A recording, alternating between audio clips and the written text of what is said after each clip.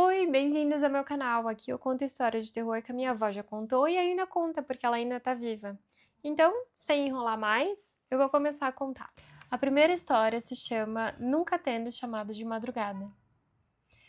Isso aconteceu com o compadre Galdino. Ele morava numa casa de pau a pique, bem na beira de um grotão. Galdino era um homem de sono leve. Numa noite de vento encanado, ele ouviu uma voz vindo de um terreno. Galdino, ô Galdino. A voz era igualzinha do irmão dele, o finado Simão, que tinha partido havia 2 anos. Galdino, com o coração pulando, se levantou na mesma hora e pulou da cama para abrir a porta, achando que era um milagre ou que o irmão precisava de algo. Assim que ele abriu o ferrolho, um sopro de ar gelado entrou, apagando a luz que restava. Não tinha ninguém no terreno, só o mato balançando. Galdino sentiu peso nos ombros, como se estivesse carregando um saco de areia molhada. Naquela noite, ele começou a definhar. Ele não comia, não dormia, e dizia que ouvia o Simão chamando ele dentro do ouvido, o tempo todo. A casa dele começou a ter barulhos de passos no telhado e as panelas caíam sozinhas. Galdino só se salvou porque uma benzedeira das antigas foi lá e disse: Galdino, você abriu a porta para o que não tinha corpo, você deu permissão. Ela teve que fazer uma defumação de 7 dias para fechar a casa de novo. Por isso eu digo, se ouvirem seu nome na calada da noite, esperem a terceira vez. Se na terceira não aparecer ninguém, rezem e fiquem quietos. O mundo está cheio de vozes que não têm mais garganta, só querendo um sim para poder se encostar. A segunda história de hoje se chama O Espelho que Guardava a Dona. Essa história é para vocês tomarem cuidado com o que trazem para dentro de casa, principalmente se for coisa de gente que pertenceu a quem já se foi e não queria largar o osso. Dona Clotilde era uma mulher muito vaidosa, mas de um gênio terrível. Ela tinha um espelho de moldura de jacarandá enorme que ficava no quarto dela. Ela passava horas ali, se olhando, penteando o cabelo e dizendo que ninguém nunca teria aquela beleza. Quando ela morreu, a casa foi vendida com tudo dentro e uma moça jovem, Beatriz, comprou o móvel. Beatriz colocou o espelho no seu quarto, mas logo na primeira semana ela começou a estranhar. Ela penteava o cabelo de um lado, mas no reflexo parecia que o cabelo dela se mexia para o outro lado.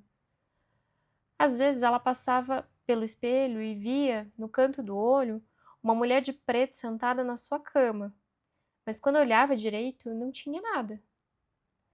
O pior foi quando Beatriz acordou uma noite e viu através do vidro do espelho a dona Clotilde saindo de dentro da moldura. A morta não queria o espelho, ela queria o rosto de Beatriz. A moça sentia que se olhava ali, ia ficando mais pálida, mais murcha, enquanto o reflexo do espelho parecia cada vez mais vivo e jovem. O espelho estava bebendo da menina. Beatriz só se salvou porque o avô dela, que entendia dessas artes, pegou o espelho e cobriu com um manto roxo antes de levá-lo para uma encruzilhada de mata. Ele dizia: tem objeto que vira porta, e tem dono que não aceita ir embora sem levar um pedaço de quem ficou. Se você sente um arrepio ao olhar um espelho antigo, meus filhos, cubram o vidro. Nem tudo que o espelho mostra é o que a gente é por fora. Às vezes ele mostra quem está lá dentro esperando uma chance de sair. A terceira história se chama O Banquete das Almas.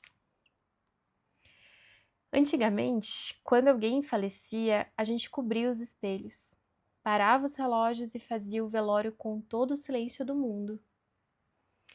Mas na família dos Oliveiras, o patriarca morreu e os filhos, que só pensavam no dinheiro da fazenda, resolveram fazer um churrasco e uma festa no dia seguinte ao enterro.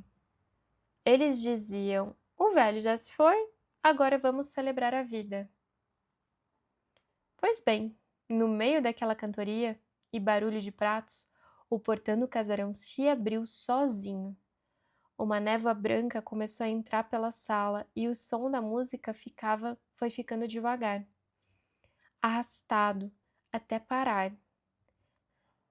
Todos os convidados ficaram mudos. Pois bem, no meio daquela cantoria, eles viram, sentados à mesa, não o pai que tinha morrido, mas uma fila de vultos cinzentos, sem rosto, que começaram a comer o cheiro da comida. A carne apodreceu nos pratos em segundos, o vinho virou vinagre.